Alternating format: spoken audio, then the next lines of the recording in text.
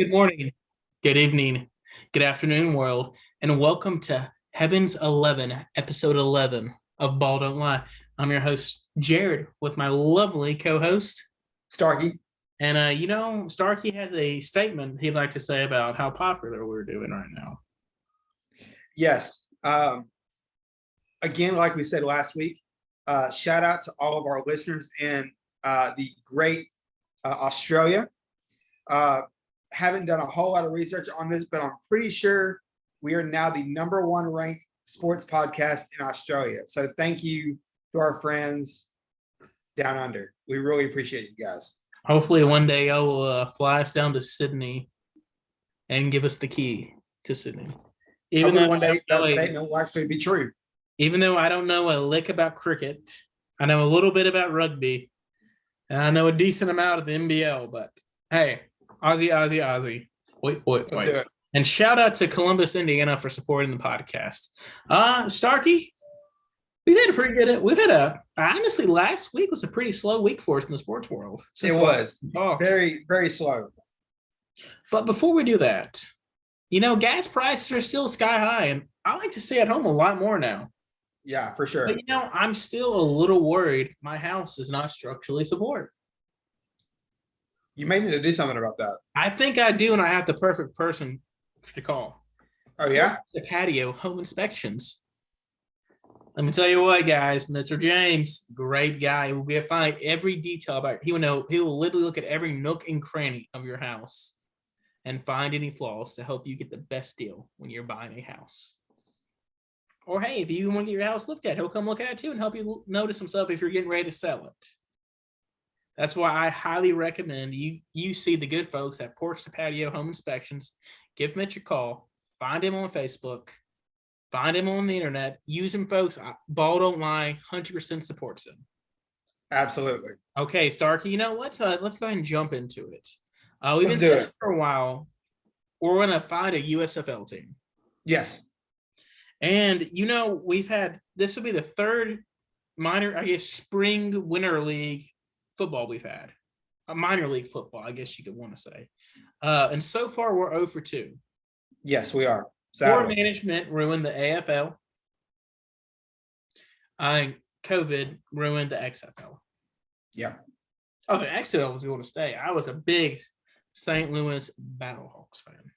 Oh, 100%. Now, before we get into the USFL, if we rate the jerseys overall from each little league, the AFL, the Lions of American Football, they had the best uniforms. The Memphis Express helmet, that was amazing. The Arizona Hot Shots, Birmingham Iron. Oh, the league had success. It was marketable. It was marketable. They just had poor management, and Christian Hackenberg should not have been the face of the league. But apparently, from what I read later on, Christian Hackenberg, they wanted him to be the main guy of the league. But we're not going to go to how bad. That was their first mistake. 100%.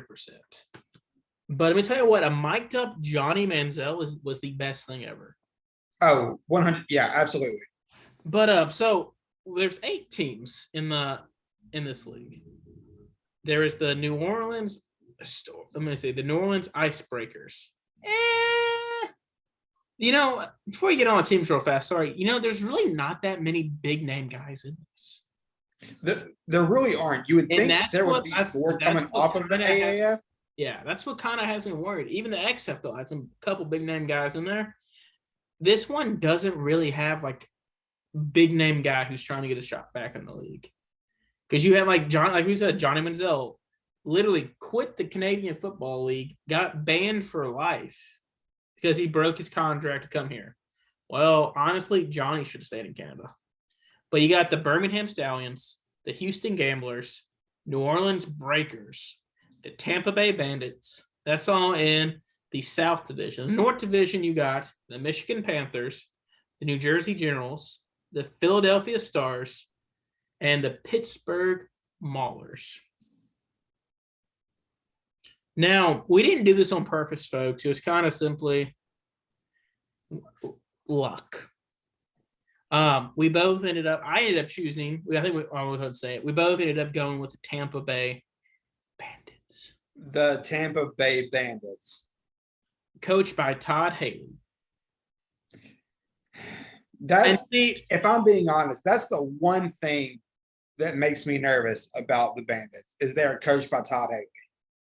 Well, I wanted to go with the Michigan Panthers. But Jeff Fisher is their coach. And Jeff Fisher is known for two things in his NFL tenure. Being 1 yard short in the Super Bowl and going 8-8 every year. Almost every what it felt like every year. That's 7-9.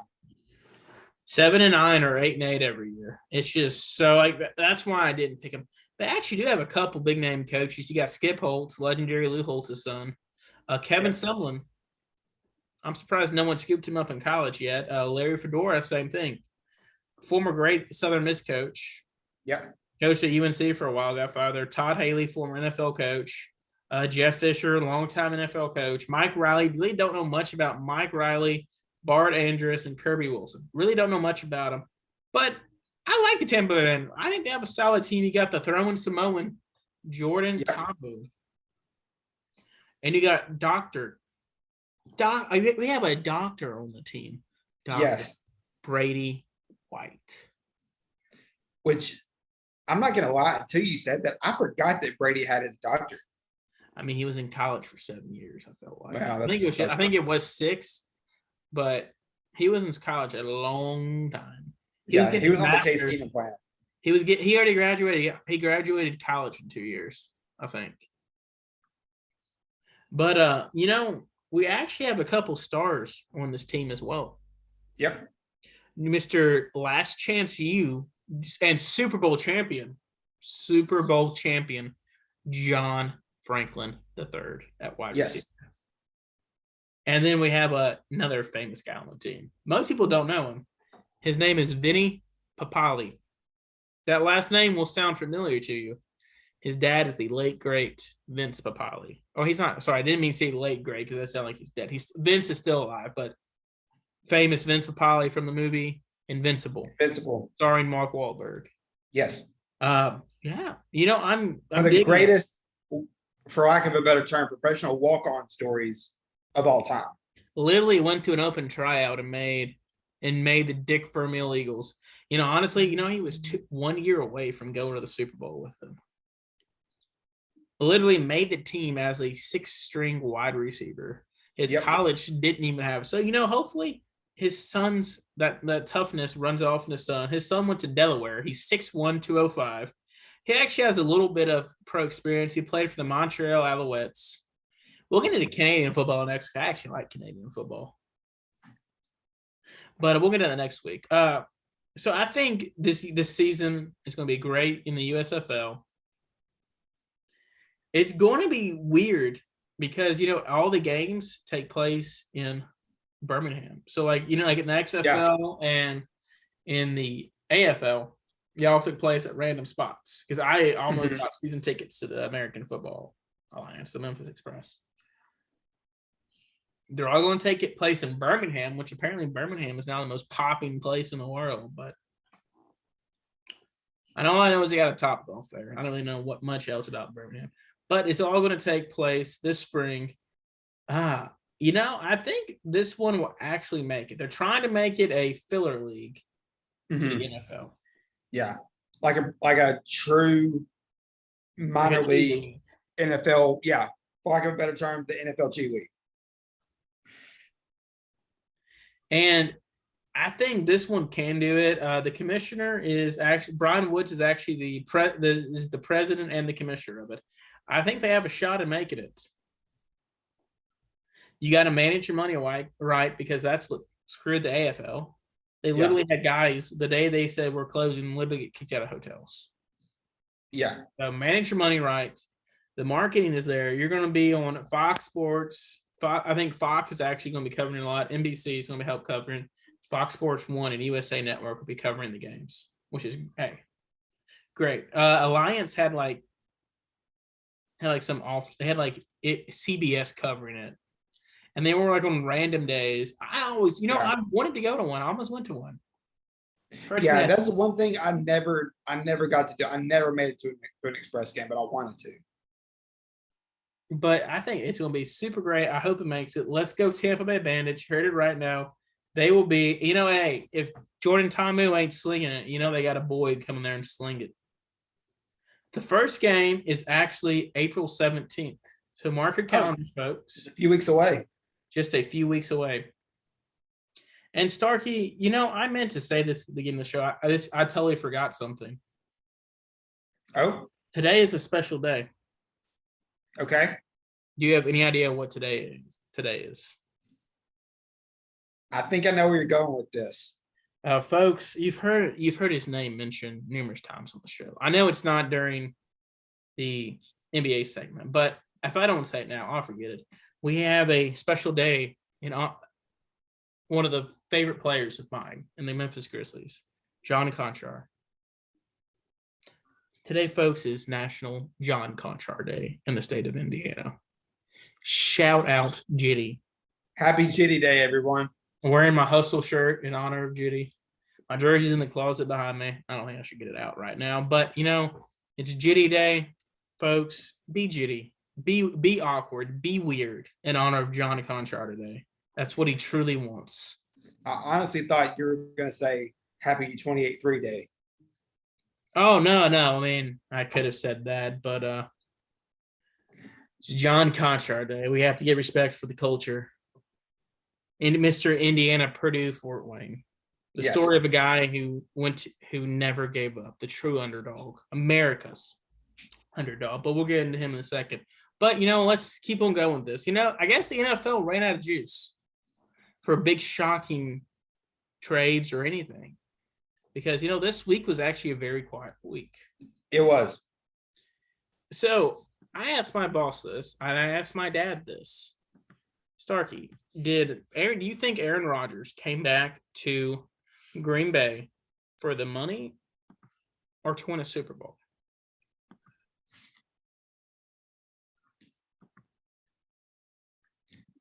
To use the great Johnny Manziel's signature money sign, he came back to get paid.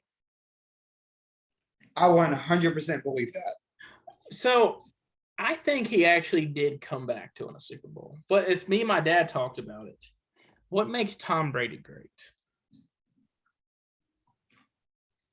His mechanical right arm? Yes, but he knows what it's like to be a team guy. Tom has very seldom been the highest paid quarterback in the NFL. He follows, you could say, the LeBron method of taking longer contracts and more money later versus taking, you know what I mean? Yep. And he'll take it where just pay. He says, pay me all in bonuses. Don't pay me in salary. Yeah. Very team-friendly contracts. I think in the back of my mind that Rodgers did not know, because 100% I would not have come back to Green Bay if I didn't have Devontae Adams or absolutely not, or Sky Shalding, because who are you going to throw the ball to? Now, granted, it was going to be Valdez Scaldy Charlie, but his name is difficult to say. I'm sorry. MVS. But I don't think he knew they were going to let Devontae Adams walk and then trade it over a franchise tag. So I do think he did come back trying a Super Bowl. But here's the thing. Take less money. You won a Super Bowl over 10 years ago, Aaron. You can go – you're literally one of the best regular season quarterbacks of all time. Yep. I'm all about getting paid, man, but you want to build the legacy of I was one of the best quarterbacks. Yeah. You can put him up there, but what are you going to find him? How many Super Bowl? He's been to one Super Bowl. Peyton Manning went to at least – he went to 3. Yeah, he was 2-1. 2-1. No, he was 2. No, he went to 4. I'm sorry, 2-2. 2 Broncos, okay. 2 Colts. I'm sorry, that's my bad. Troy Aikman went to 3 Super Bowls. Troy Aikman was 3-0. Brady's been to freaking a gazillion. 75. 100 feels like that. Take the money. Take less money. Build around your team. It's that simple to me because I don't think he would have come back to Green Bay without any weapons. Because right now, I have his receiver pool pulled up. He's got Chris Blair, a nobody. Randall Cobb, past his prime. Rico Gafford, nobody. Amari Rogers, nobody. Malik Taylor, nobody. Juwan Winfrey, nobody. Right now, you still have a shot to get Alan Lazard, but the money's got to get right. But still, he's nowhere near the guy. He cannot replace. So last year, he only played in one game and had 6 yards. I'm sorry, no, I'm looking at the playoff. I'm sorry. Last year, he had 40 receptions, 513 yards, 8 touchdowns. You're going to have to draft 2 wide receivers in the first round. Oh, yeah, 100%. You cannot waste it. This is going to be your last. You got 5 years. You got 4 years left with Aaron Rodgers. 4 years. I don't see him doing what Brady did, because Rodgers already said he hates football. Once this last game's over, he doesn't touch a football till the spring or summer. Yeah. So I mean, you got to. So I saw this on Facebook today. Okay. I want you to the quarterback trades and all the trades we've had this past month of March. Okay. What trade do you think was the most beneficial? So now, let me give you a list. This is in the order they had it on CBS Sports. They had Russell Wilson 1 as the best trade for quarterback. Okay. They had Matt Ryan 2nd in the quarterback trade. Okay. And this is signings too. Sorry. They had the Deshaun Watson trade. They had Jameis at 4. Okay. Carson Wentz at 5. Mitchell Trubisky at 6. Case Keenum at 7. Teddy Bridge at 8. Mariota at 9. And Jacoby Brissett at 10. So let's just do the top 4. Do you agree with Russell Wilson being the biggest wide receiver move or quarterback move this offseason? I mean, as far as trades go, I mean, I think you have to say he was. I mean, 100%.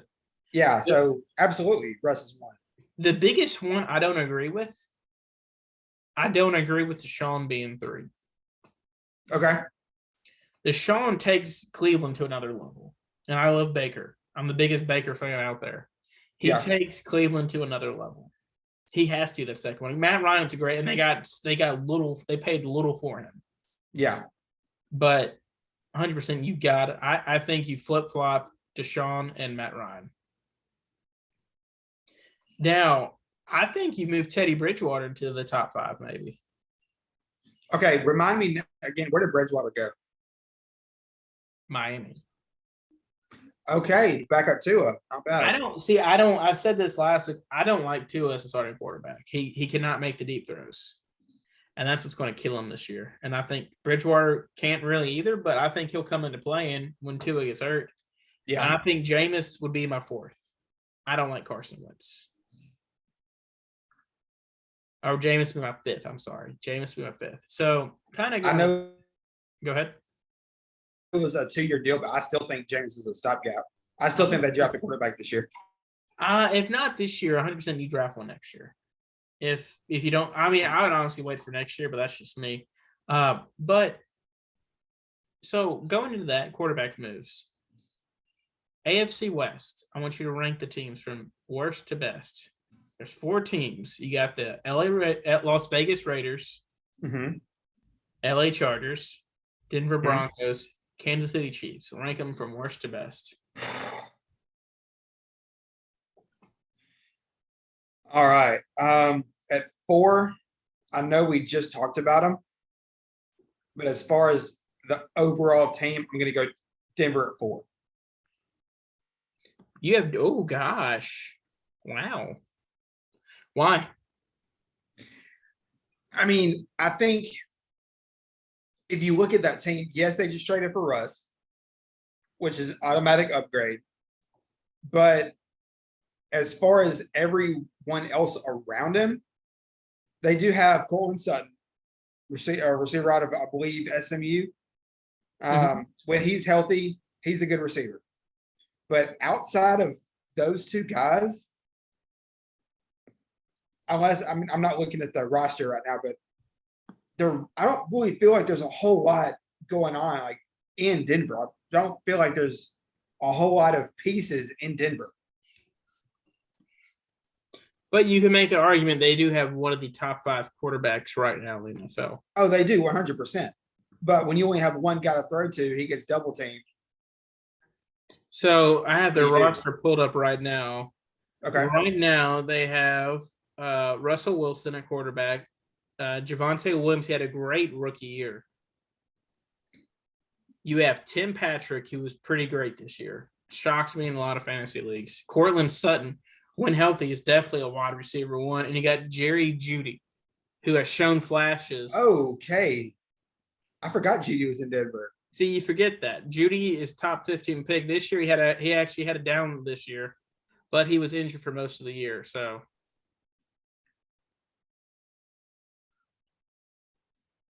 when healthy, and you got to think Russell Wilson can make me like an all-pro wide receiver. And I was a division player. But so I have the Kansas City Chiefs at my 4. Okay. The reason why is you lost Tyreek. You've lost a lot of key players on your defense. You lost the Honey Badger. That Honey Badger loss is going to hurt you more than ever. I think. Oh, yeah. Tyreek Hill. He was your key guy on defense. 100%. They lost Kyle Long. They lost Tyrann Mathieu. They lost Alex Okafor. They lost Brian Pringle. DeMarcus Robinson left. Daniel Sorensen left. Shavaris Ward left. Melvin Ingram left. Bro, that's a lot of guys gone. Right now, this offseason they added Deion Bush, Shaquille Callahan, Jermaine Carter, Corey Coleman, who's a bust. Yeah. They added Juju Smith-Schuster and MV Skye, Marquez Valdes-Scantling. So you mean to tell me do they get better this year? No. I would not be shocked seeing them go safety or go wide receiver in the first round. Yeah.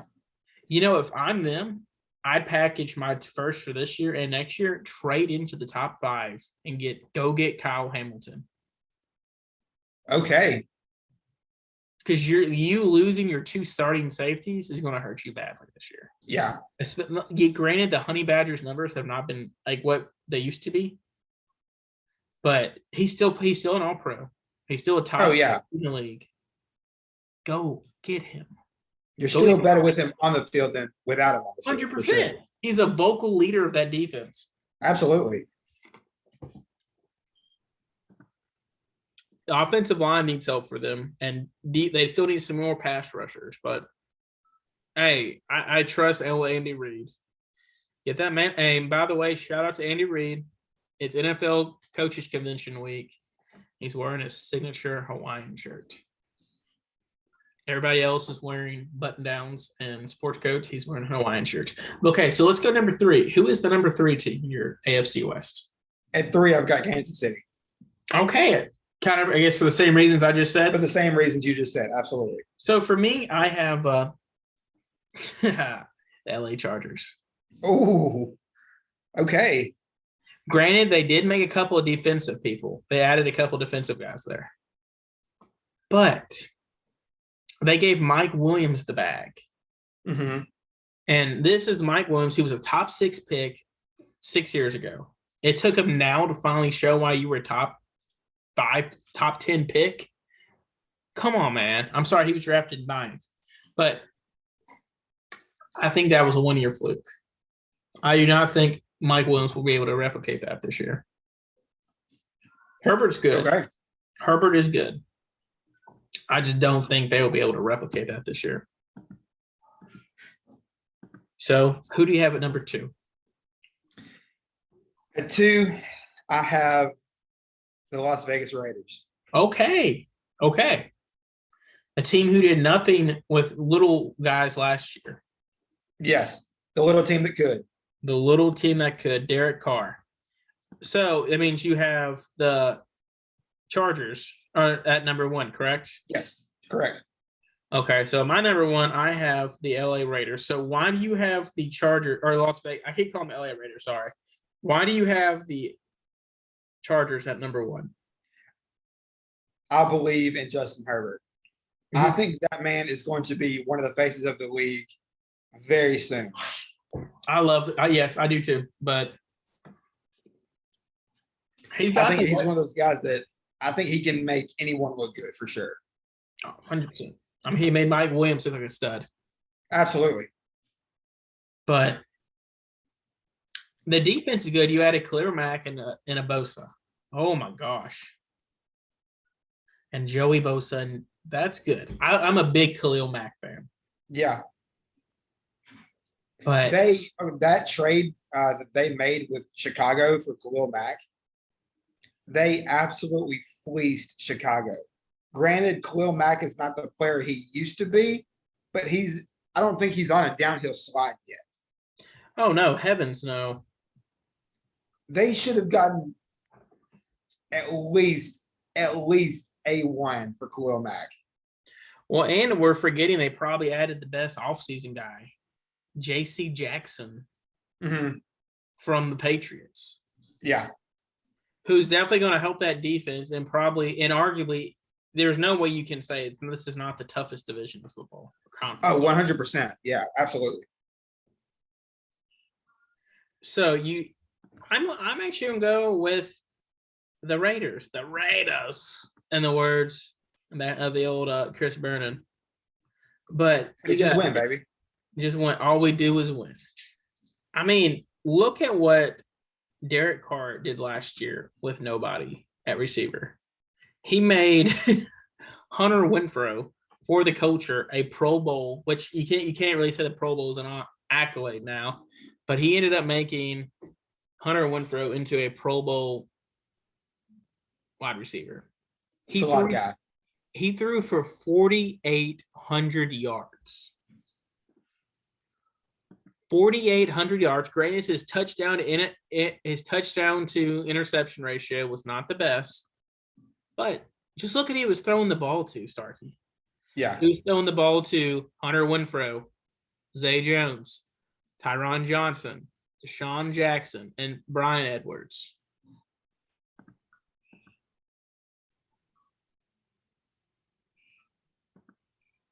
This offseason, 100% they won the Devontae Adams trade. Oh, absolutely. Yeah, there's no question. You got a first and a second for Devontae Adams. That is a steal. This offseason, they went out and got more weapons for him. They got Devontae Adams. They got Matt Collins. For most of y'all don't know, Matt Collins is a big body wide receiver out of North Carolina. Hasn't had the career we wanted him to, but I still have faith in him. 6'4", 220. Runs a 4.5 40. I have faith in him. And you got Demarcus Robinson, who shined under Patty Mahomes. 100% mark them down. And they arguably got one of the best pass rushers, Chandler Jones, in this offseason. Yep. So you got a Chandler Jones and a Max Crosby pairing. Holy cow. I'm telling you, man, AFC West, them tackles, you're going to have a tough time with those tackles. Oh, yeah. If you're an offensive tackle, you're going to be in for a day. So you got to guard on the Chargers. You got to guard Khalil Mack, Joey Bosa.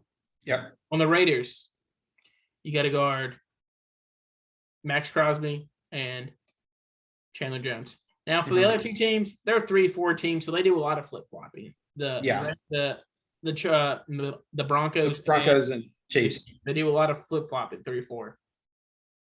So I've also been doing a lot of reading too. And I listened to Calvin Austin on the Chris Vernon Show podcast. Do you know who that's Big Cow to you, sir. Big Cow. Do you know who Big Cow said who was his favorite quarterback this whole offseason? Who's that? His favorite quarterback to throw with at the Senior Bowl and at the NFL Combine. Who was his guy? Malik Willis. Malik Willis was Calvin Austin's guy. I think Malik Willis Probably you probably couldn't see it because of the glare of my laptop, but I definitely just rolled my eyes very hard. Malik Willis, hey, and he said multiple guys are saying it too. Malik Willis is a leader. He will be the first quarterback taken off the draft boards. 100%. 100% believe it. I will hot stamp it right now. Stamp it, punch it, head, nog it, pound it, nog it like a dude perfect. But he will be the first quarterback taken. I believe he will be, but between the big three, I think when his career is finished, I think he'll have the third best career. Okay. So you said big three. Yes. Starkey, who is the big three in this draft? So I say big three, not because the class is super great, but because of the quarterbacks that are talked about in the first round. Okay, you have Malik Willis And Kenny Pickett, and Matt Corral. Mm-mm. When was the last time you looked at that? I did this today during my lunch break today when I was doing my research. When was last? How many? When did you last look at a mock draft? Because the ones I looked at today, he was no longer the third quarterback being taken. Really? Really, and that may not come off as a jerk, but everyone is now off the Matt Corral bandwagon in the NFL. Watch out. Bias. I think that was pre-pro day, but we'll see. I saw a couple today that came out over the weekend. They love Carson Strong and they love Sam Howell and Carson Ritter from Cincinnati. Or not, what's Desmond Ritter? Sorry, Desmond Ritter from Cincinnati. They like them a lot more than Corral. Now, Corral was a tough son of a gun, and I want him on my team. Absolutely. But he's got some limitations. He's got the arm strength, but can he read an NFL defense?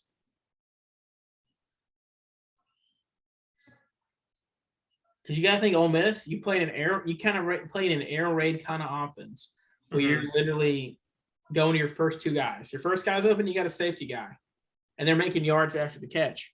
Whereas if kind of like what Patrick Mahomes did at Texas Tech, but the difference between Patrick Mahomes and Matt Corral, my opinion is Patty Mahomes had a way better arm than Corral. Now, granted, I did see Matt Corral literally chunk almost a 70-yard bomb with no crow hop at his pro day. That was impressive. Yeah. I just don't think Matt Corral will be the third quarterback taken this NFL draft. I like the guy. He's got moxie, and I'm a big moxie guy. That's why I love Baker and I love Johnny Manziel. But I just don't think he's going to be the third quarterback taken in this NFL draft. Granted, we don't even know how many quarterbacks will be taken. I think this is probably the first time no one knows how many quarterbacks will be taken in the first round. Yeah, because especially up to this point in years past, you've usually already had at least a big trade to move up into the top 5 for a quarterback. So another guy who's apparently actually flying up NFL draft boards. I looked at one this weekend. I actually just pulled one up now. This is the second mock draft I've seen that has a defensive lineman from Georgia going in the top 3. And it's not the big guy. What's his name? Not Jordan Davis? Not there to Jordan Davis. It's Travon Walker. Okay. 6'5", 275. He ran a 4.5 40 apparently. Wow. He ran a 4.5 140. He can play the 3, 4, and 5 technique. So he can line it up in the trenches and he can go outside. So right now, looking at this, I'm sorry, that's just off topic, but looking at this NFL mock draft, so far the first quarterback being taken is going to the Panthers. That's Malik Willis at 6. They have Pickett going at 8 to the Falcons. Going through this. Here we go. Let me see. So far, we're at 20 right now, and no other quarterback has been taken. No other quarterback. Matt Corral sneaks in at 32 to the Lions. I've seen most mock drafts. They have the Lions drafting quarterback there. And then 3, it's been Desmond Ritter or it's been Sam Howell. This is the first one I've seen Matt Corral in the first for a while. Basically since the Senior Bowl. It's been and the combine. It's been Desmond Ritter, Sam Howell, and Carson Strong. Those are the three guys I've seen going to Detroit. And shout out to Detroit for getting Hard Knocks this year. Yeah. August 9th on HBO Max or HBO. Fun fact. This will be Jared Goff's third time being on Hard Knocks. I want to be second. No, he was with the Rams twice. No. One of those was Amazon. It was Amazon because Amazon did something during the regular season. Oh, yeah. Okay. Yeah, so technically, yes and no, it is his third time. By the way, they canceled that after the Cowboys year because that was the Zeke holdout year. Real fast before we get into this, Dallas, folks, I think this is time I put my NFL fandom on the line. I've been loyal to the Cowboys for 25 years. I'm 28. I've been a Cowboys fan since I got a jersey package when I was 3 years old that had a helmet, Troy Aikman jersey, and pants. Love the Cowboys through and through. During the early 2000s, during the Romo year, during the fumble, during all the blowouts, I've been a Cowboys fan, folks, and I just think with the current going on right now, I may be putting my NFL fandom on the line. And folks, if you have any recommendations for me, please reach out, leave us a comment, shoot me or Starkey a text. Give me a reason why. I may read them in the next episode on why I should join your team. My dad is a Kansas City Chiefs fan. My in-laws are all Colts fans. My sister's a Colts fan, and my mom is a Green Bay Packers fan. I think that goes back to our neighbor, a Hall of Famer, actually. Reggie White used to be our neighbor back in the day. Yeah, back when he played for the show. Yeah, back when he played for the Showboats. Uncle Reggie, as we used to call him. All right, I did not know that. Yeah, well, you learned something. I thought I told you. Maybe you did. And my buddy, I remember slipping with my age. My buddy Mitch is a Lions fan, so he doesn't really want anyone to be a Lions fan. Shout out to you, Mitch. Ladley is a Steelers fan, so shout out Ladley. He's been trying to get me to join the bandwagon, but I just don't know if I can ride a team with Mitchell Trubisky as my starting quarterback. You could jump on the actual bandwagon. Just saying. I thought about joining the Bengals bandwagon. That black and orange looks good. Well done. Oh, you talking about the Rams bandwagon? Of course, I'm talking about the Rams. Oh, what am I supposed to be, a cliche LA fan? California person? If the Jets would have gotten Devontae Adams, I said, screw it, I'm going to be a Jets fan. Well, hey, they're talking about making some money moves here pretty soon. So keep an eye. Yeah, who was it they said they were? Who was it they said they were interested in trading for? Either AJ Brown, DK Metcalf. Yeah. Saw yesterday. Yeah. Leaving trade. And then there's some other receivers I can't remember. Yeah, holy cow! What's up with everybody making trades all of a sudden? I know. And I think it goes after the whole LA mindset of, hey, because look at the Rams. They won't have another first round pick for a year. They haven't made a first round pick in 5 years. Because they say, hey, I agree with it. Yeah. Oh yeah. I mean, paid off. We can trade a first, 2 firsts, and a third for Jalen Ramsey.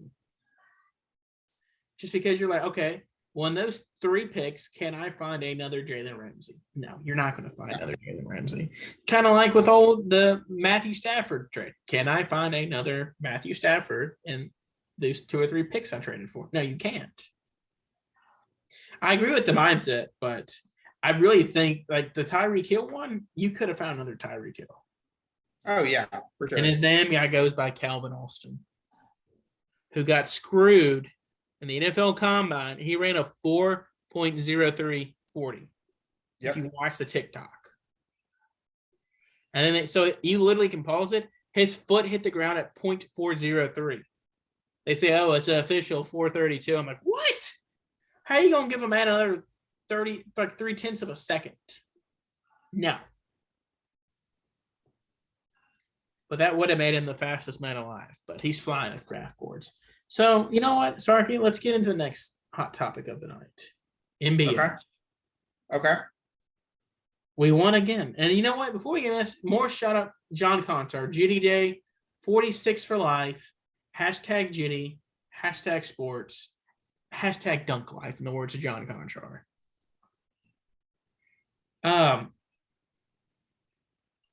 We are right now sitting 4 games above the Warriors for the 2 seed. The 2 seed. Yes. We're playing them right now.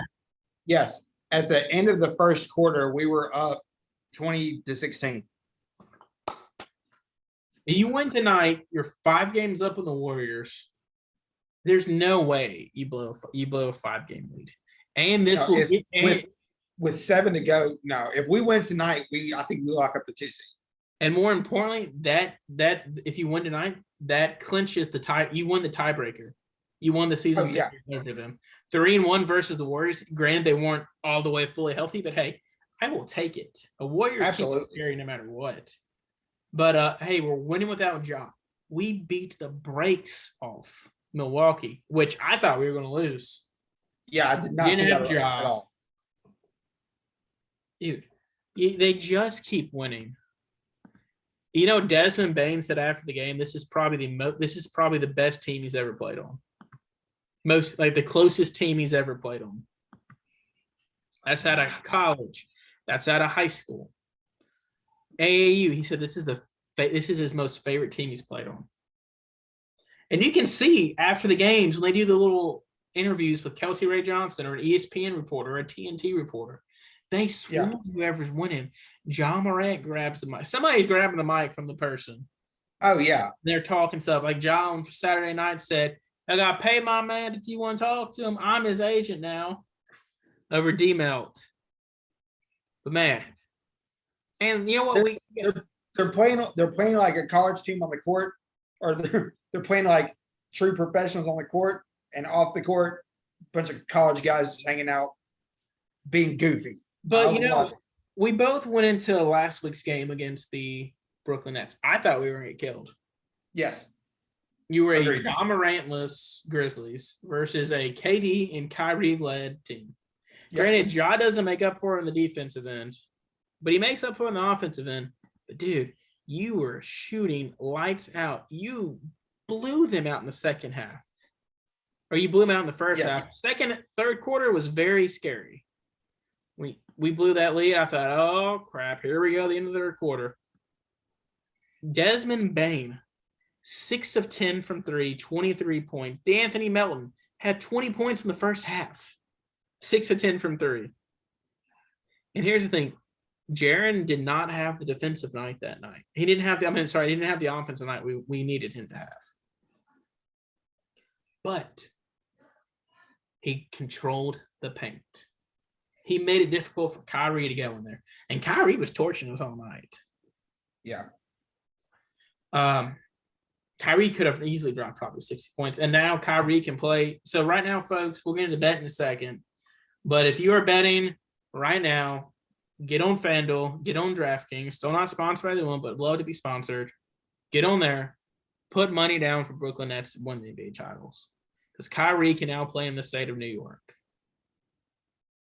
The mayor of New York last night was Kyrie's first home game of the year. They lost, but Kyrie can now play in New York. And they get Ben Simmons back. That's going to be a tough lineup, right? They're going to be dangerous. That is going to be a dangerous lineup. But going back to Grizzlies, dude, this team is fun. You get the 2 seed. You're going to win. We're going to go far this season, this offseason. And I can't wait to be at hopefully a couple playoff games this year. Didn't go any last year. So kind of quickly breaking down the games. You got the Spurs coming up. That's a win. You got to play the Phoenix Suns again. That's going to be a tough game. Yeah. It's a great test to see how you match up against a great team. You got the Jazz. We can beat the Jazz fully healthy. I'm not afraid of them. We can beat the Nuggets. We can beat the Pelicans, and we can beat the Celtics. I think we only lose 2 games down this 7-game stretch. Mm-hmm.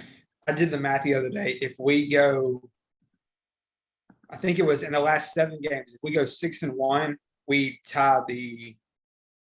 I think we tie the. I thought it was 56 was the record. Yeah, 57 would. 57 would break the record. So right now we are at 52 wins right now. We have an 8-point lead over the Warriors. You get that, that puts you at 4 games. Spurs is a win.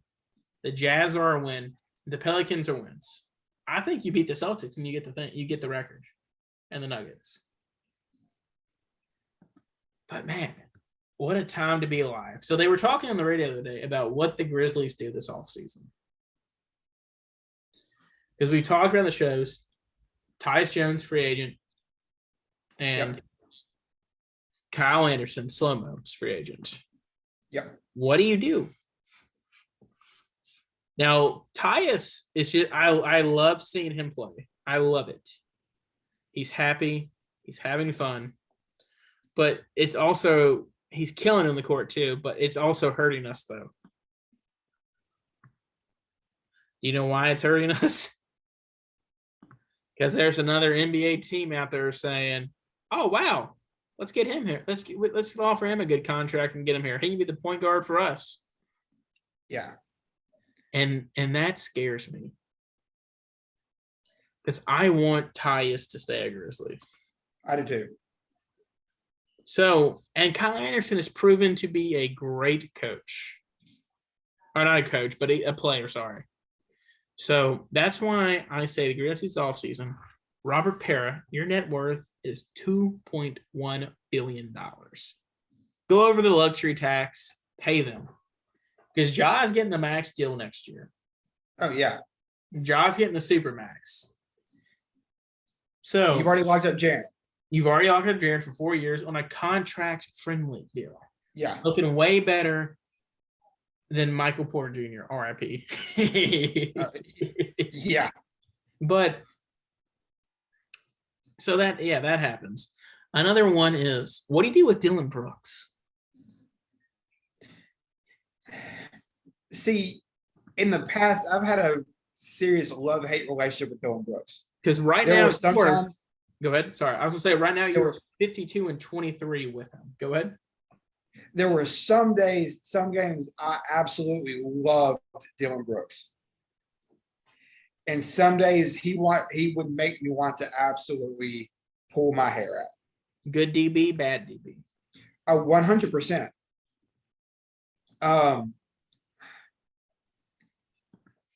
He's our best wing defender by far. And I say keep him, but I think you have to at least you have to at least explore, see what you would be able to get for him. But ultimately, I think you have to keep DB. So you've proven you're 52-23 without him. You traded to get Zaire Williams, who's a 3. DB's a 3. Yeah. I love DB's great. He's a dog. If he was not hurt this whole year, he would be a first-team all defense. Oh, yeah, 100%. One thing with DB that just grinds my gears is when Ja is not there. You know what he does? He's going to take all he sees there is FGA. Field goal attempts. DB's going to get his shots up. Oh, yeah.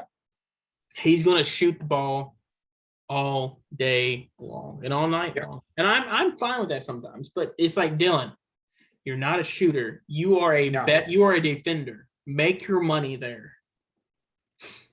I think you keep him one more year. Let Zaire develop a little bit more. This offseason draft, we're gonna barring a miracle, barring the NBA saying, "Oh my gosh, let's give the Lakers the number 2 pick in the draft." Because right now, if they make the play-in game, they're not going to be an 18. Right now, they're at most, they're not going to be a 7. Sorry, they're going. The highest I think I read they can get is an 8. So they're going to be playing in probably 2 games just to make the playoffs, and they're an old team already, oldest average age in the NBA. I hope we're right now. If you're a Memphis fan, you're cheering for the Lakers to make the playoffs. 3 first-round draft picks.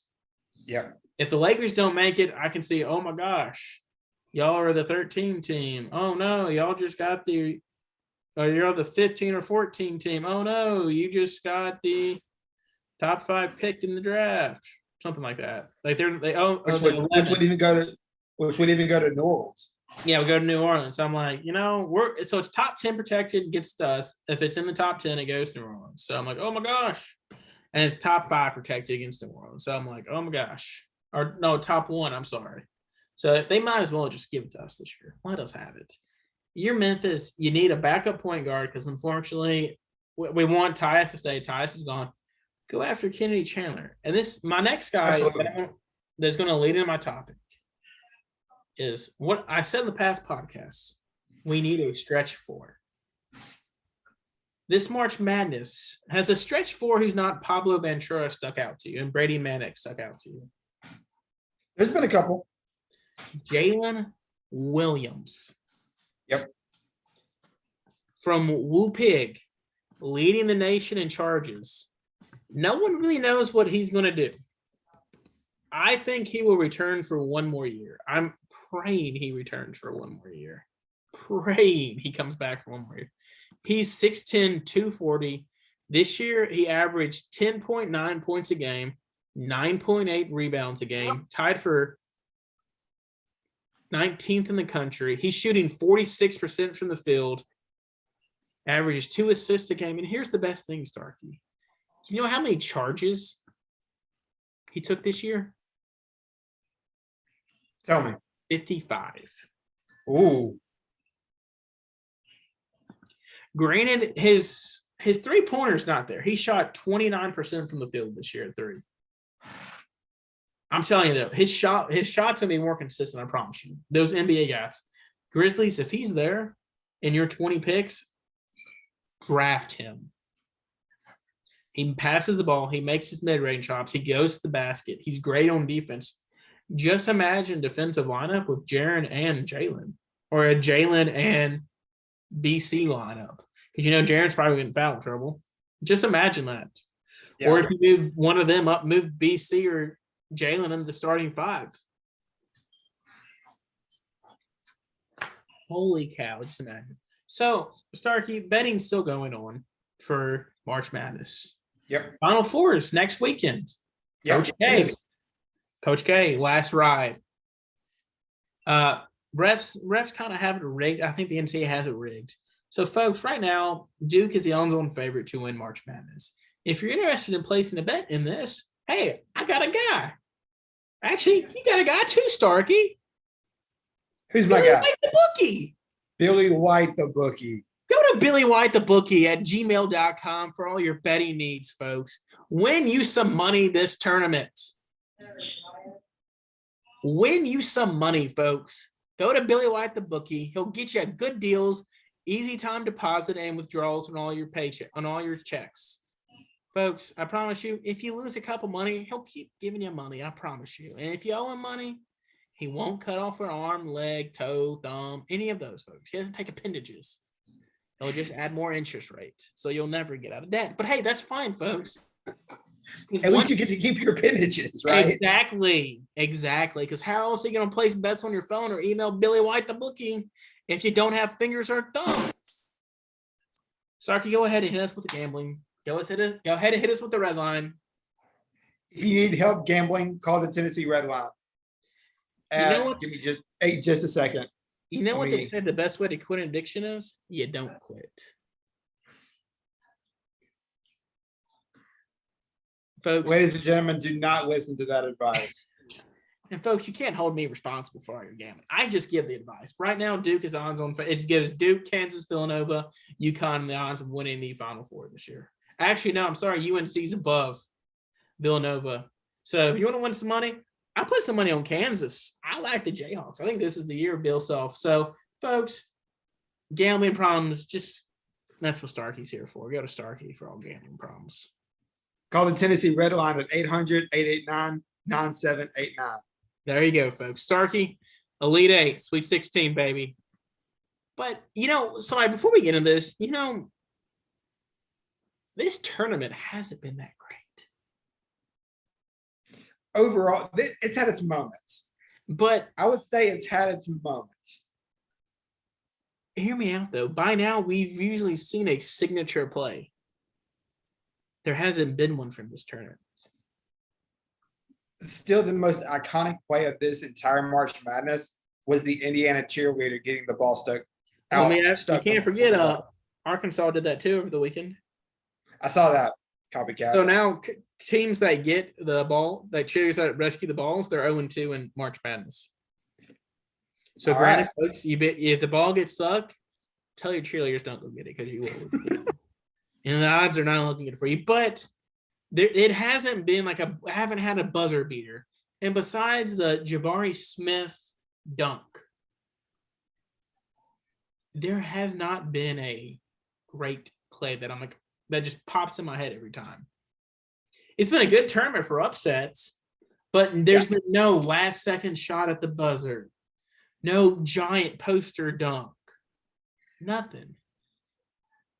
And I don't know, but one shining moment is going to be a little thin this year. I'm really, I don't know what they're going to have on the highlight reel besides the Jabari Smith dunk. I really don't know what they're going to have. But let's get into Sweet 16. Okay. Let's do it. I said last week, we're soft with my team. Just hit disregard with that. I was not optimistic last week. I told myself we're not going to win. I don't think we're going to win. I had Billy White, the bookie, asking me what I thought of the game. He said, what do you think the house should lay on? I said, hey man, honestly, spread's 10.5. I think Arkansas covered the spread. Well, folks, Arkansas did that. They covered the spread and they won. They won outright. We shut Chet down. People said that was Arkansas got away with a lot of calls. You can say that all you want, but how come in the second half with like 10 minutes left, why was Gonzaga already almost in the double bonus? They were one foul away from the double bonus with 10 minutes left in the second half, while Arkansas only had one foul called in their favor. Gonzaga had one foul in the second half to the 10-minute mark. Arkansas had 8. Yeah. Just saying. Granted, they missed a ton of calls the whole game. Let me tell you what, Drew Timme, great college guy. Great college guy. That game, JD Notae shot the ball 29 times for 21 points. Not the most efficient, but hey, I'll take it. Yeah. But we had a Mr. Trey Wade out of Wichita State, the Shockers. 18 points. Dwayne Wade gave him a shout out, said it's nice to see a number 3 out there flying around draining threes. And he wears his last name is Wade and wore number 3. Nice to see it, and then I wanted to play Texas Tech. We matched up way better with Texas Tech. And, I don't want to say it, but the NCAA, you kind of knew going into it, they wanted Coach K. Oh, 100%. In the Final Four in the national championship. Last ride, publicity. And Coach K is a great coach. He's a great coach. I like the coach. I admire him. But one thing real fast, Eric Musselman, give him a lifetime contract. All 5'7" of him. So, he's been hitting the transfer portal hard. Yep. This is actually just breaking news. Arkansas signed another 5-star player in college basketball. Y'all got him? We got a Mr. Anthony Black, 6'7" point guard. Which I believe this will move us up to number 1 in the recruiting. I think it will. I got to wait till tomorrow for 24/7 Sports to announce, but I think this will bump us up to number 1 in the nation in recruiting. Congratulations, sir. Thank you, sir. But we'll get into some more stuff then. But you knew the whole country was against Arkansas winning. A lot of people were texting me, messaging me on Instagram and Facebook saying, y'all are going to win. Y'all the hottest team in the country. Yes. I'm like, dude, this Duke team scares me. Duke ended up playing a 2-3 matchup zone the final 7 minutes of the ball game. Didn't miss a shot the last 5 minutes. That Duke team they got scores. They're 7 people deep. And those 7 guys score. Yep. All 5 of their starters average 7 points a game, or more than 10 points a game. Paulo Banchero, I'm not really sold on him being the number 1 pick in the draft. I was not that impressed with him during the Arkansas game. Granted, he got. I think he goes 2 behind Chet. I think Jabari Smith will go 1. Ooh, but we got our shots. We just couldn't make them. We couldn't stop. We couldn't stop anybody. We were terrible in defense. We forced turnovers all tournament, and we just kind of met our point. And then once they got to a 12-point lead at halftime, I looked over, texted my dad, looked at my mom, and said, "Yeah, we're not winning." But the future's bright in Arkansas. For sure. He's been there for 3 years now. This is technically his 2nd full season in Arkansas. The first year we were going to make the tournament probably as an 8-9 seed, maybe an 11 seed. Mm-hmm. But then COVID happened. COVID hit. So in Musselman's 2 years in the tourney at Arkansas, he's made the Elite 8 twice in 2 years. Oh, good track record. That's a great track record. That's efficiency. And he's hitting the transfer portal hard, and he's also recruiting guys that'll be there 2 or 3 years. Yep. So, future's bright there. So, Duke ended up having this way with us. The refs were missing some calls here and there. Like one time, JD Note got took an elbow to the face driving the basket. No call. Literally, guy was almost bleeding. I think he was bleeding a little. And then, 5 minutes later, he touches the guy with the ball, lightly taps him. They said, foul, 5th one, you're gone. I'm like, oh, okay. It's lovely. But, we talked about this last week a little too. Out of all the teams, who do you think had the easiest run to the Final Four?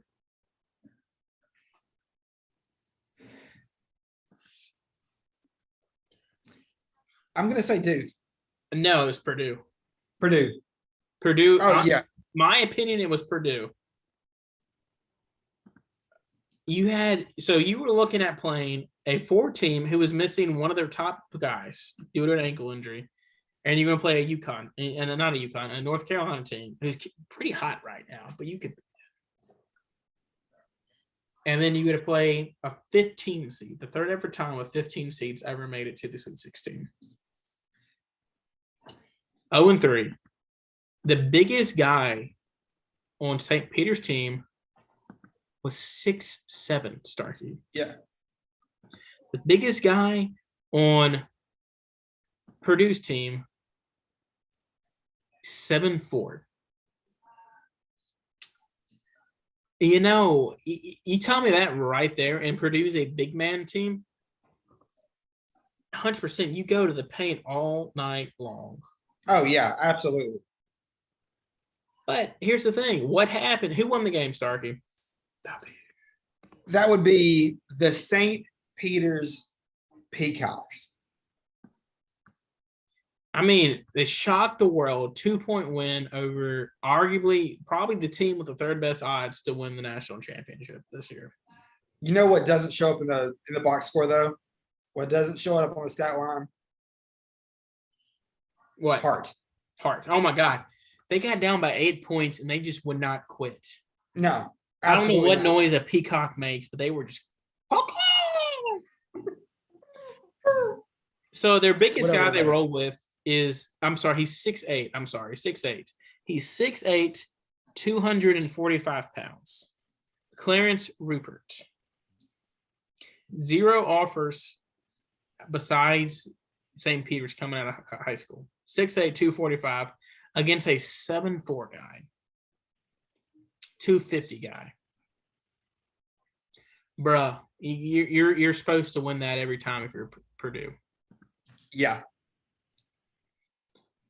Edie is 7'4", 295. I'm sorry, wrong on the weight. And then you got Travion Williams, 6'10", 255. And so you didn't watch that because you were driving, but Ivy, where was Ivy all game? 9 points. You're an NBA top 10 guy going against a bunch of 0s and 1 stars.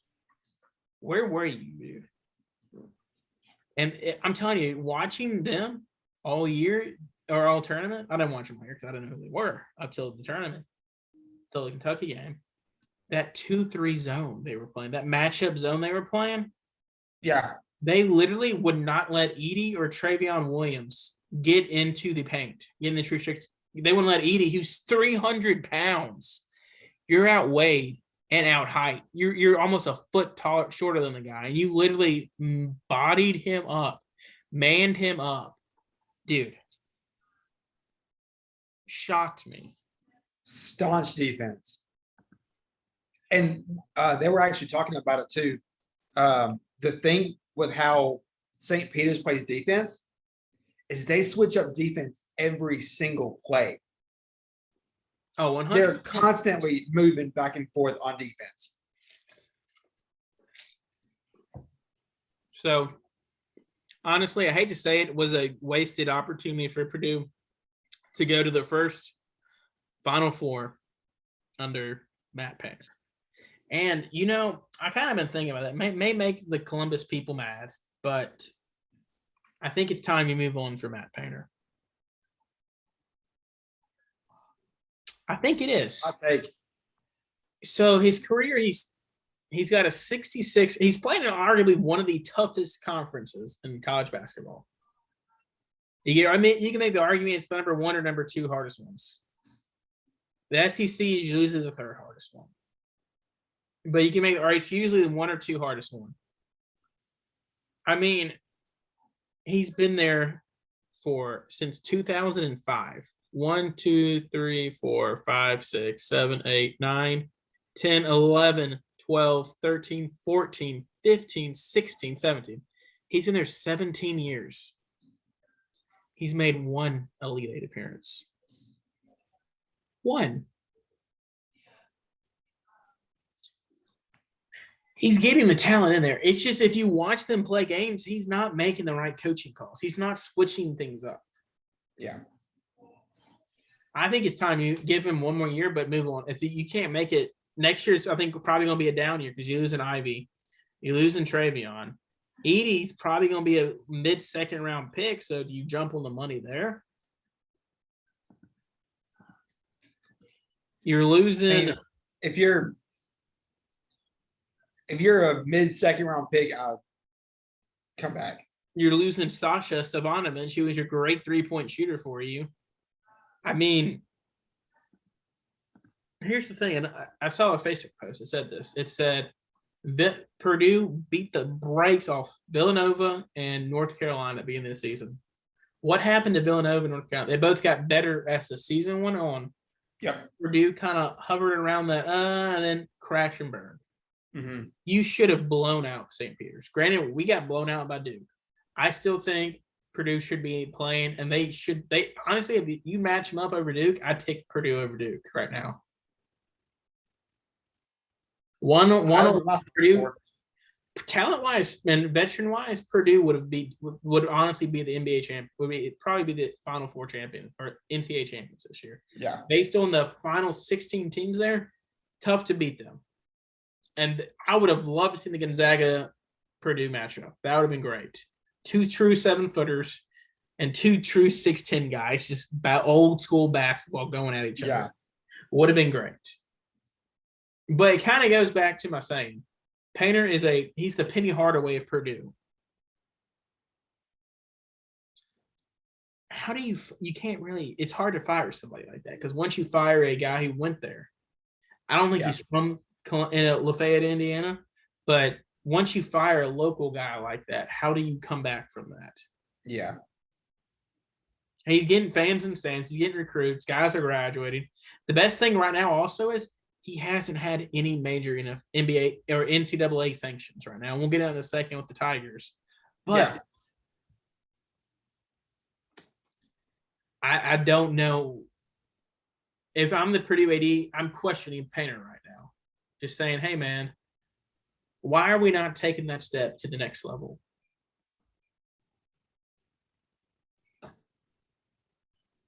Because this was the year you should have taken it to the next level. 100%. Gone to that Final Four and face Duke. And the winner of that game, honestly, would probably have been the winner of the national championship, sorry. But I don't know, man. Hopefully that comment doesn't make people mad, but so if it does, remember, just Remember, I'm their favorite right now anyway, so it doesn't matter. Yeah, apparently you are. I think this Kansas team's looking pretty. This Kansas basketball team is peaking at the right time. They were I down. think so. I think Kansas goes to the title game now. Kansas For sure. I think they'd be going over pretty. They were down. They were down by 6 at halftime on Sunday. They outscored Miami 47-15 in the second half. Ooh. That's because they ended up beating them by 26. Yeah, dude, they blew them out in the second half. They outscored them. They outscored them by. Let me do some math real fast. Sorry, 32 points. Yeah, that was a 30. Yeah, it was a 32-point swing from halftime. Bruh. Granted, they're not the best free throw shooting team, but they're peaking at the right time. This team is scary. Yeah. I think it's going to be Duke. I would love to see UConn or not. I don't mind. I keep saying UConn, but North Carolina. I just see that I just keep seeing the U in front of me. I think UConn. I would love to see Brady Manick versus Kansas, but I think it'd be a good matchup. But I just think there's no way the NCAA allows a Coach K team not to make it. The calls will be thrown their flavor. Yeah, 100%. Although, can we just for a second talk about this? In a rivalry that goes back over 100 years between Duke and North Carolina, these two teams pretty evenly matched up in the record playing each other, have never played each other in the NCAA tournament. Oh, you kind of do believe that, but go ahead. In Coach K's last season, they meet each other in the Final Four to go to the national championship game. I would have questioned it a little bit more if it was Duke, North Carolina in the national championship. Yeah. And before we get away from the NCAA, we're going to hit on the Tigers real fast. But how about Shaheen Holloway, St. Peter's coach? Yeah, now there's rumors he's going to be the new coach for the Seton Hall Pirates, his alma mater. Yep. Folks, this year he was only making, granted, $230,000 is a lot of money. He was only making $230,000. He's going to quadruple his salary. Oh yeah, at least if that actions are true, he will be the Seton Hall coach next year, and they're gonna be good next year with him. He proven look what he does with nothing. Yeah, exactly. So let's jump into this real fast before we get into our hot topic tonight. Okay. Some actions broke this weekend. Yes, they did. I don't think it's good. It's not good for Memphis. No. They had 4 level 1 violations come out and 2 level 2s. So initially I thought, level 1, that's not bad at all. I thought it was flip-flop. The 2s were bad, the 1s were good. Or like better. No, folks, actually the level 1s are bad. The worst. Very bad. Basically, Penny has taken on the mindset to give the whole NCAA the bird. Saying, come at me, y'all investigate me all you want. Apparently, they've tried hiding some stuff. Penny does want all the smoke. And he's getting, the bad thing is he's getting all the smoke right now. Oh, yeah. This is not good for Memphis. So, just kind of example, granted, times have changed to this whole NIL deal. I hate the NCAA with passion. I hate them. If we're grabbing pitchforks and fires and Shrek, like it's like the angry mob in Shrek 1. I'm all for it. I'm grabbing my pitchfork and a fire and we're going after them. Absolutely, 100%.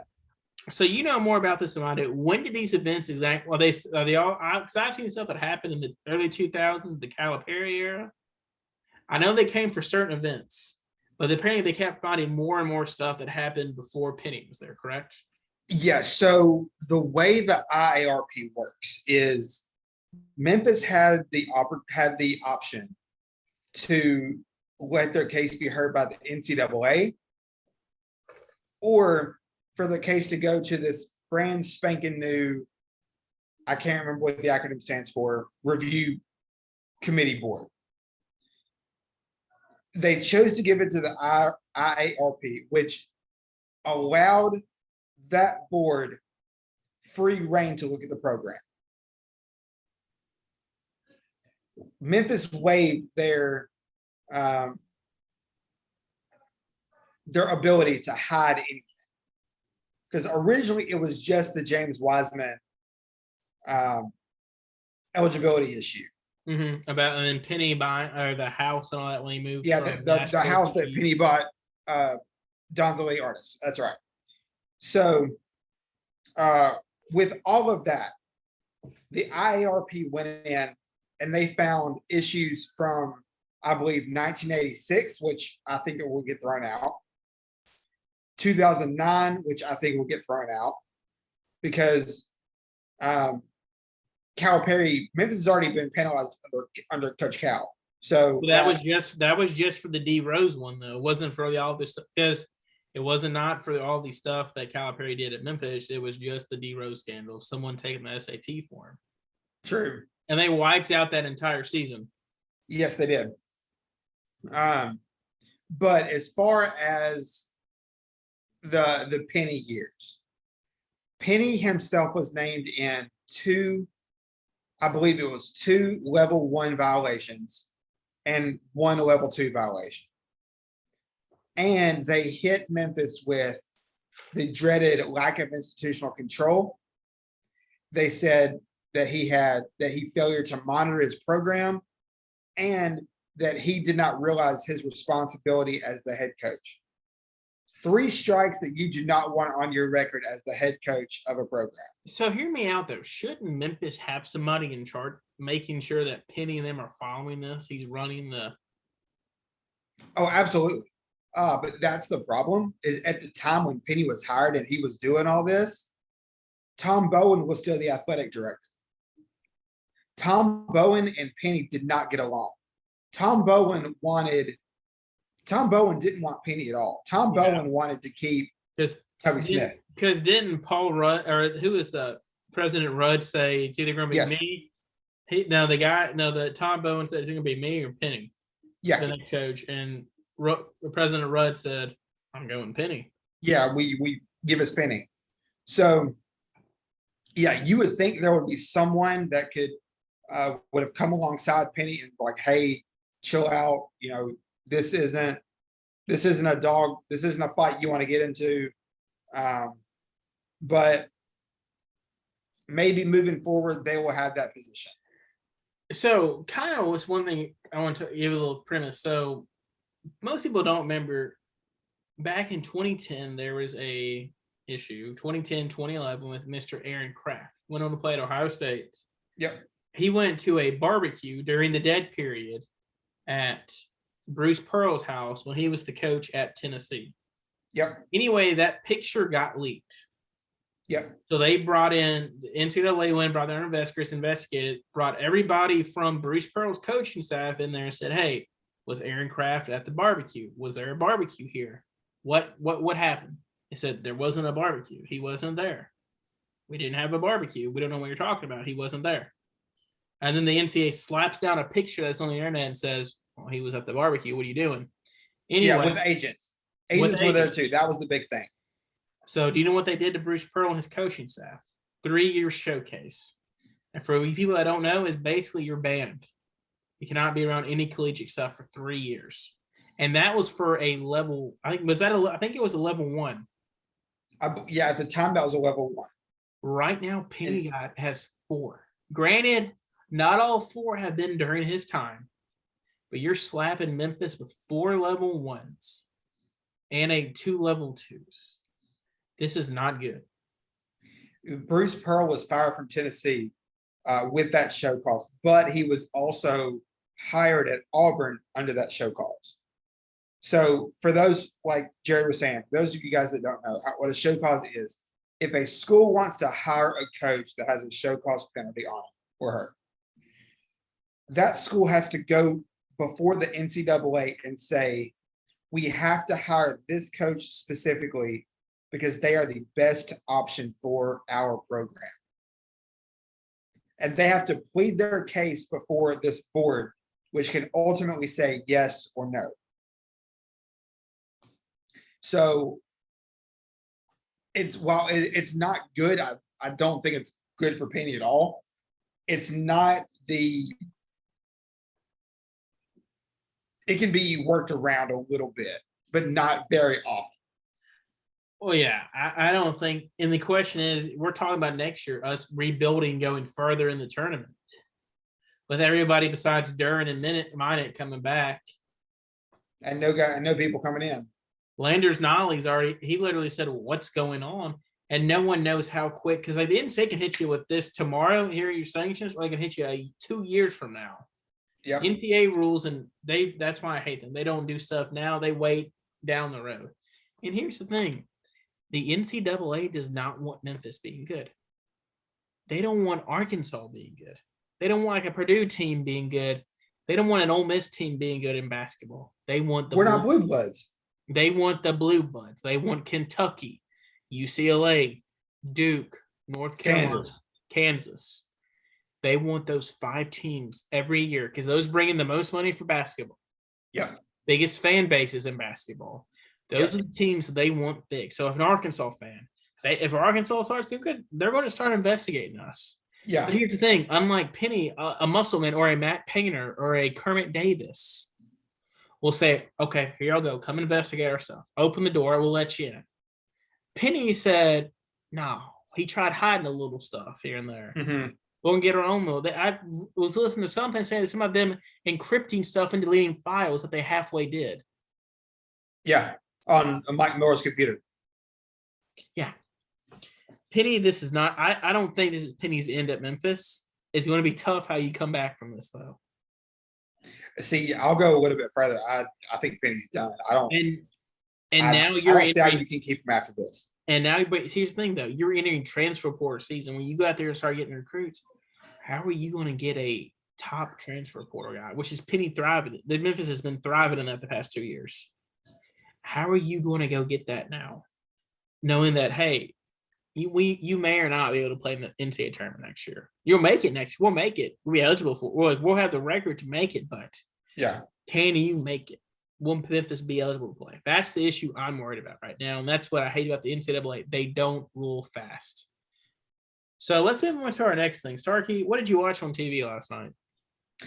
A little bit of Great British Baking Show, a little bit of great show. Shameless plug there. But something, there was also something on TV. I watched The Departed. Great show. Okay. Great movie on HBO Max. Leonardo DiCaprio, Jack Nicholson, Matt Damon, Mark Wahlberg. Great cast. Pretty good. Okay. Yeah, something happened. But what? Did you actually watch it, or like? So I heard about it, but for those of y'all that don't know what we're talking about, speaking was, like I said, we are a sports podcast, obviously. Well, we hit pop culture stuff. A UFC fight broke out last night. It wasn't much of a UFC fight. It was an Uncle Phil slapping. It was the big Oscars. But, Will Smith versus Chris Rock. So Chris Rock was the host of the Oscars.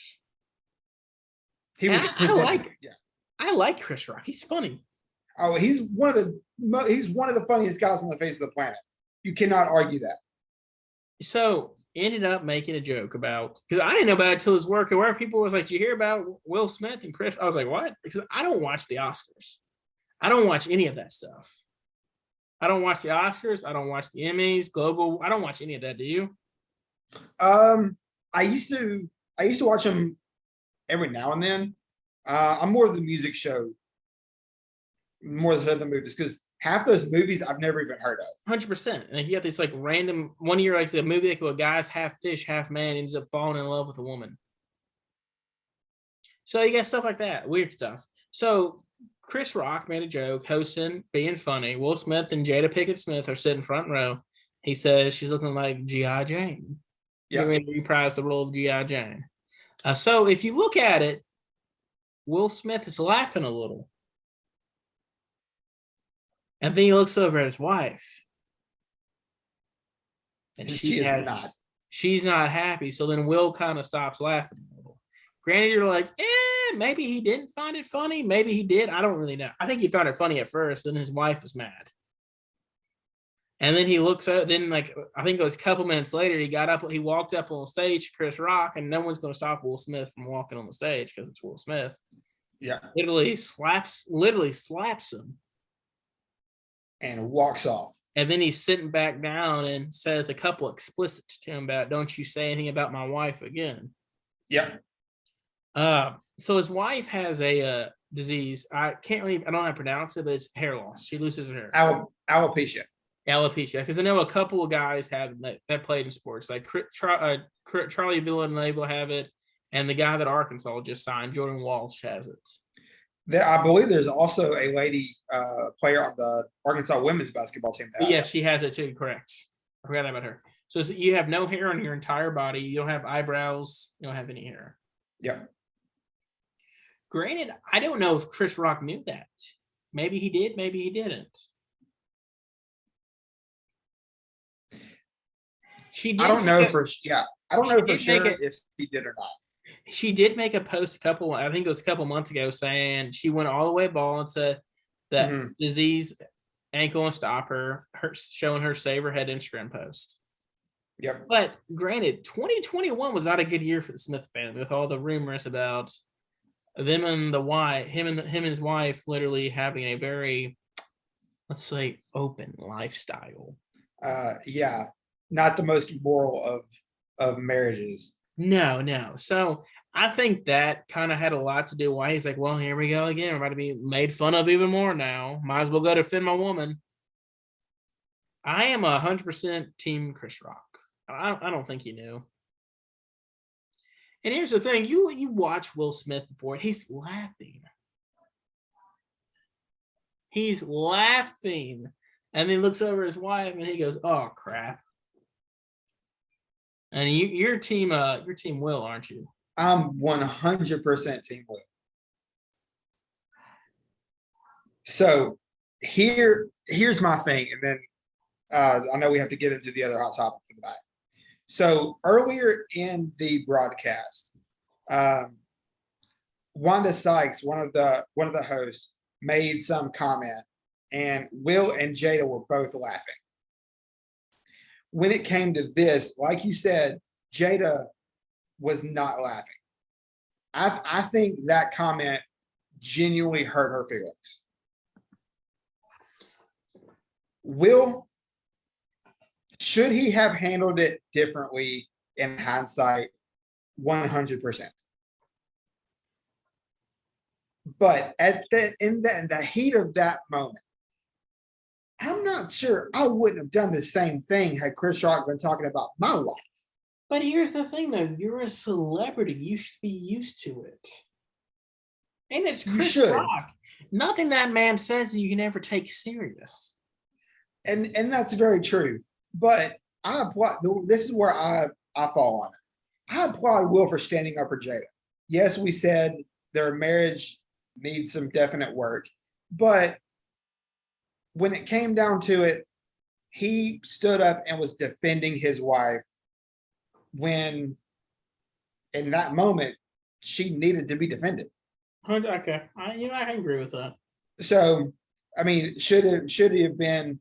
I mean, hey, that's not cool. Later on, he went on to win Best Actor. Should he have mentioned it then? Say, hey, I want to take the second. Chris, that joke wasn't funny. Defend Jada that way. Yes, absolutely. But in the heat of that moment, I can't say I wouldn't have done the same thing had they been talking about Ashton. So, I mean, I would apply if they did my wife, but do what? I mean, I get up and fight somebody, get in someone's face for that, but I wouldn't go up slap somebody. Because honestly, right now, if Chris Rock wanted to in Hollywood, he can say, hey, I got assaulted. That's just the world we live in. But I guarantee more stuff will break out between here and next week, and we'll talk about it next week. Yep, 100%. We're going to do another draft tonight. Let's do it. And this week we are drafting the top 12. I believe 12. 1, 2, 3, 4, 5, 6, 7, 8, 9, 10, 11, 12. Top Yeah, 12. it's like you didn't number them, so I Yeah, that's what you were saying. I had a bad day today at work, but top 12 fast food franchises burgers. And All we're right. basing them off the buns. We're basing them off the quality, the quantity of meat. How much meat am I getting in a patty? Is it a thin patty? Is it a thick one? Are they more likely a little too? We're throwing the grease in there. Are they too greasy? Does it upset my tummy after I eat it? Because sometimes some places upset my tummy. In the words of little Tom from Parks and Rec, my tummy. But buns get 100% buns are in there. Do I need to dip it up? Do I need to drown it in condiments to get it down? Weight, is it a heavy burger? Is it a light burger? Not like heavy or something, but like if I pick it up and get a single patty burger, am I going to feel a difference between this one or a light thin one? And then wait. How long do I have to wait at a place to get this burger? So I won the coin toss. You did. With the first pick in the 2022 fast food franchise burgers, I am taking Five Guys. All right. The reason is because the buns, they grill the buns. I love grilled buns. One of the best things. Granted, they're not sesame seed buns, so that's kind of a downfall. Buns, the meat, oh my gosh, talk about a thick patty right there. I love the thickness of a good burger, and they are thick. You don't have to down them in ketchup. And how many times one of the biggest things is how many times been to Five Guys you gotta wait to get your food? Not that often. You literally walk in, 5 minutes later you'll have your food out, if that. It's always hot. And just like their French fries, I order a single patty. I can feed a family of 4 with a single patty burger. Yeah, you really could. And you know what? We also didn't throw price in there, but price is one too. And Five Guys is a little bit more expensive, but it's worth it. Everything's a la carte at Five Guys. 100%. I don't understand. I can add anything I want and then some to my burger. Like I'm not going to Chipotle and say I want some extra meat on there. They're gonna say, "Oh, that's a $2 charge." They'll say, "Okay, we got you, boss." So Five Guys went number 1 in the draft. Starkey, all right. Pick. So with my number 1 pick, my heart is saying one, but my head is saying the other. And I don't know which one I should go with. Go with your gut, because your gut literally tells you what you love. Oh, that's very true. So I'm going to go a little bit off the beaten path here. I just had one of these not too recently, and I've forgotten how incredible they are.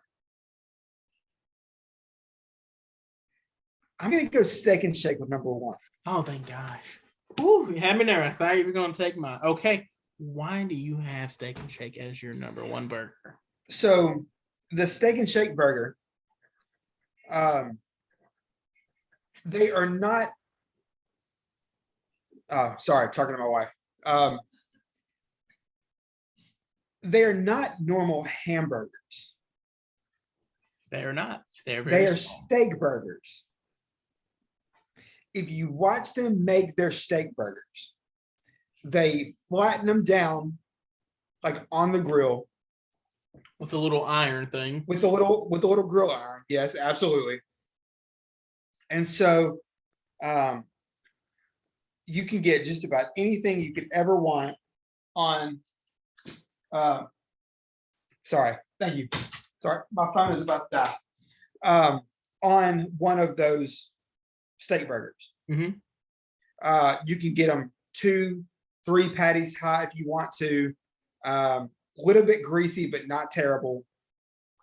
So I'm going to go with Steak and Shake as my number 1 pick. And I think you're missing the best thing with them. They're cheap. 100% they're cheap. You can get the double or triple steak burger, the whole combo, for under $4. You can't beat that. That's a great one. I like it. So with my pick, mine is probably arguably the most expensive burger on this list. Okay. But they make up for it, though. They have Angus beef, baby. Backyard burger. BYB. All right. So they're probably literally the most expensive burger, like I said on the menu. But Yep. oh my gosh, they are thick and they're juicy and they're beautiful. And I don't have to drown it in condiments. Now, another thing too on there is their weight is sometimes it's a hit or miss there sometimes when you go to the backyard burger. Lately, the past 5 times I've been, I'm in and out, and I love it. Mm-hmm. So that's why I think backyard burger is my number 2. The buns, they grilled the buns there. I love a good grilled bun. And I can get a single patty, and that will literally fill me up. I'll barely be able to eat that. Yep. They're like I said, a little expensive. Sometimes you got to wait a little bit, but they're not ever greasy. For mine, they're never really greasy. No. So that's why I'm taking backyard burger with my number 2 overall, my number 2 selection. All right. Starkey, who are you All right. with Now that you didn't take mine, I can take my number 2 pick with the one that my head wants me to take. Mm-hmm. This place is a delicacy for me, delicacy for us, because there are none of these anywhere near where we live yet. I know where you're going already. My number 2 pick, I've got to go Whataburger. Okay. I had a feeling as soon as you said there's not one near me, I had a feeling you were going to take that. So why are you taking Whataburger with your second pick, Starkey? So much like Steak and Shake, you can customize. I'm obviously you can customize any burger you want any of these places, but there's just something different about, and I don't know what it is. I don't know if it's just if they have angels from heaven working in the kitchen. I don't know, but there's just something different about a Whataburger. The way, because my go-to at Whataburger is the meat and cheese. It's just a normal double bacon cheeseburger. But there's just something absolutely different about it. And I can't really describe it other than it's just delicious. If I didn't just delicious. If I didn't know any better, I would say they would be served in heaven. I like it. So Whataburger is my number 2. So we are getting one here in South Haven. Yes, 2. So which is all the more reason for me to come back home more. 100%, buddy. Bring it on. So I am going with my next selection. Okay. Been doing a lot of thinking. I'm gonna go Wendy's. Okay. All right. Wendy's burgers, never greasy. You don't ever have to really wait there. And it's the square patty. Very different. Very different. They're never expensive. The Baconator, great burger. Yeah. Healthy for you, but it's a great burger. You always leave Wendy's happy and full. Yeah. And I know a guy that we used to work at Wendy's in Senatobia. What sets Wendy's apart is they're very detail oriented. They're never frozen. They're never frozen. That's also a good point. I remember that from the commercial. But he told me once, whenever they put ketchup or mustard or mayonnaise or anything on the burger, they always make it like a W for Wendy's. Very detailed. I've never opened up my burger and saw or seen anybody make it, but hey, that's a great fact. And plus, another thing I said in my past 2 burgers, they grilled the buns a little. Yep. They're a little toasted and grilled. I love it. 100%. So that is why they are my number 3. Starkey, who you got? All right. At number 3, I am going to go with Freddy's. Oh, okay. I was gonna be mine. I think one of my next ones. Why? Oh, you love the steak burgers, don't you? I love the steak burger. You're a thin patty kind of guy. You don't like them thick, do you? It depends on how hungry I am. So why is Freddy's your number 3 selection? Besides, so I feel like Freddy's is a very underrated. It's one of those places that it's different than most places. It's very good, but it's not one of the, when you think of a fast food restaurant, it's not the first one that comes to your mind. Um, so like we said, steak burger, a little bit different than a normal burger. The portions that you get at Freddy's are insane For reasonably priced as well. for reasonably priced. But the one issue I have with them is they're a little too greasy for me. Okay, that's fair. That's That may definitely be fair. just the one in Olive Branch I go to so often, but they're just a little too greasy for me. I feel like the one in Horn Lake is the same way. So great. I've never left a Freddy's dissatisfied for sure. That is a good pick, though. That's a great pick. So with my next pick, I'm going to take the old Burger King. All right. The main reason why I'm picking Burger King, the burgers are slept on. People forget about Burger King because their service is sometimes not the best in the past. Lately, their service is getting a lot better and better and better. Hear me out, though. The one at Olive Branch, you never have to wait in line. Burgers have good taste. They're not greasy at all. The best thing, though, sesame seed buns. Yep. I am a big fanatic on the sesame seed buns. That is why Burger King is my pick in this draft. Just for the fact I had to lock it up with sesame seed buns. I was like, you're going to take it. All right. So next, you have one restaurant. I've only eaten at it once, but the place that is just like it, I've eaten many, many times. So I'm going to put these two restaurants in the same pick. Okay. My next pick, I'm going to go White Castle / Crystal. That is a good pick, sir. So if you're not careful, you could really do some damage on those small little 100%. square burgers. I think I ate a 20-pack one time in college for fun. Yeah, absolutely. But it's just like the way they put the little, I know McDonald's does the same thing, but the little tiny diced up onions and the pickles and the mustard.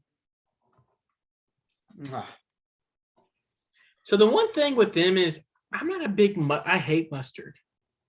Okay. And I hate onions and I hate pickles. That's what those two restaurants are known for. And that's why I don't. Yeah. And I'll ask for just ketchup and cheese only. And next thing you know, I open up like one burger. It's perfect. The next three, they all got, I'm like, this is not what I asked for. Yeah. That's why I try to avoid. But hey, their burgers are never greasy. Yeah, for sure. White Castle is great, though. I do like them.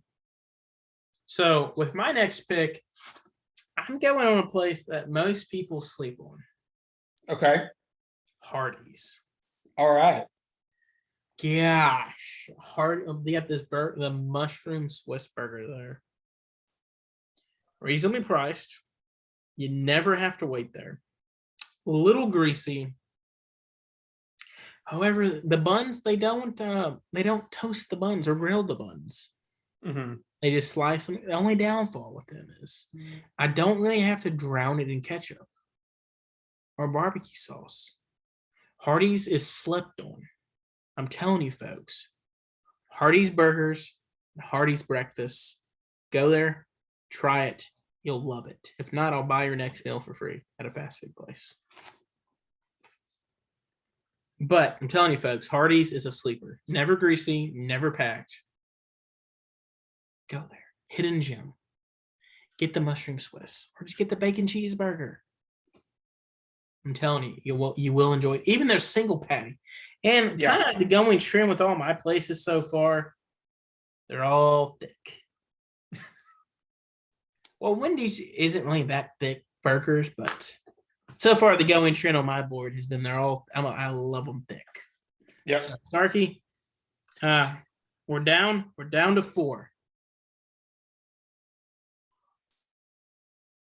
Oh, we're down to 3. 3. Sorry, 3. My bad. My next to last pick, I am going to go the a classic, Sonic. You son of a gun. I was hoping you would have not taken that one. I'm shocked it has made it this far, if I'm being honest. Well, I guess that we all know you don't go to Sonic for the burgers. So if you kind of look at all these past places, you go there for the burgers. They have burgers in their names, or their main menu is burger items. Sonic, you don't go to Sonic for burgers. You go there for drinks and ice cream. Yep. And while you're there, you're like, oh, I'm just gonna I'll get a burger. I'm gonna get a number one combo. 100%. But yes, I am shocked. But go ahead, give us the reason why you were taking them and why they fell. So, well, I know we kind of said why they fell, but why are you taking them at this choice? So, like we said, Sonic more popular. I feel like the majority of the places we've mentioned so far have been a little bit off the beaten path. Maybe not Burger King, but for the most part, a little bit more off the beaten path than the normal run-of-the-mill fast food places. Mm-hmm. But when you just take that number one burger, for example, when you get that burger, it's a nice size burger, not the biggest, not the smallest. It's a Goldilocks burger. But they're just very well done. I really like I feel like Sonic burgers are slept on. I will say one thing I have to do with I have to down it in ketchup. Okay. It just doesn't have a lot of seasoning and taste sometimes. The buns, I get a lot of ketchup on mine anyway, so that does it for me. The bread is good there. It's just lately, the past couple of times I've been to a Sonic and had a hamburger there, they've been greasy. Great pick though. So I'm shocked. You could arguably say the most recognized burger place is still on the list in the bottom two. Yep. And it's going to stay on the list for one more pick. All right. I hate McDonald's with a passion. Do not. Too greasy. Burgers have no taste. You always have to wait there. No matter what time or day you go there, you will be in the drive-through line for 10 minutes. So that's why I'm going with Checkers. Checkers is another hint. Checkers Rallies, another hidden gem. Hear me out though. It's not a thick burger like I've been saying all night. It's a thin, what is it? Steak burgers, whatever it is. Yeah. It's one of those. They press it down.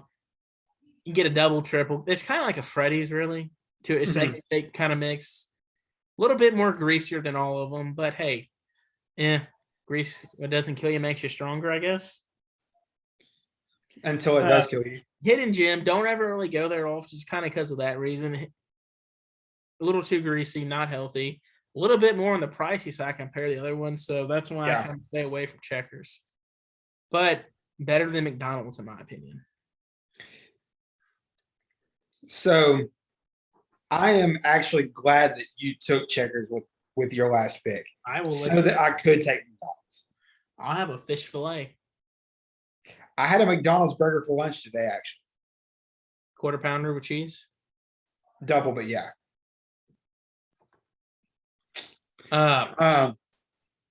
It's just they don't have this. It just doesn't taste the same as I was when I was a little kid getting a Mighty Kids meal or Happy Meal. The goat. But they just don't taste the same. I don't know what it is. But they do have your beloved sesame seed bun. I love a good sesame seed bun, but I just hate McDonald's. I literally hate having to wait there. Half the time my order's wrong. I say, hey, don't put ketchup. Don't put mustard on it and no pickles.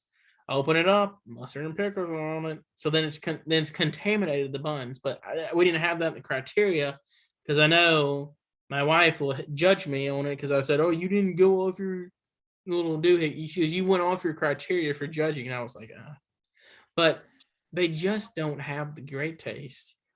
They're really greasy sometimes for me. Yeah, they are. And the biggest one is they're not worth the wait anymore. As a little kid, they were worth the 15-minute wait in the drive-thru line. Now that I'm not getting a toy with my meal, and they're pricey, man. Yeah, they You definitely wouldn't are. think that about McDonald's, but they actually are. You're going to spend at least $10 going there solo. Yeah, And 100%. you're not getting a good portion for what you're paying. Yeah, Because I've seen it before. My bun has swallowed my burger. I'm like, what? I paid $10 for this? yeah. Those are very true statements. Oh man, I think that this is the longest show on the record, folks. I'm glad you made it to the very end. Thank y'all for sticking with us. Any closing remarks? Y'all go enjoy some good burgers this week. Enjoy some burgers. Go to Checkers. Go to Five Guys. Avoid McDonald's. Avoid Checkers, I guess. Even though I just said go to Checkers, but avoid the last two. Give Musselman a lifetime contract. Fire Matt Painter. And expect Duke to win the Natty. Hopefully Kansas wins the Natty, but go Grizzlies, go Tigers, stay COVID free. Goodbye, world. See you next week for episode 12 of Ball Don't Lie. And folks, remember, we're still looking for sponsors. Hit us up. Let's go. T-shirts coming out this summer, folks. Tank tops, maybe. Stay tuned. Stay listened. See y'all next week. Hopefully same time. Definitely same place. Bye, guys. Y'all be good.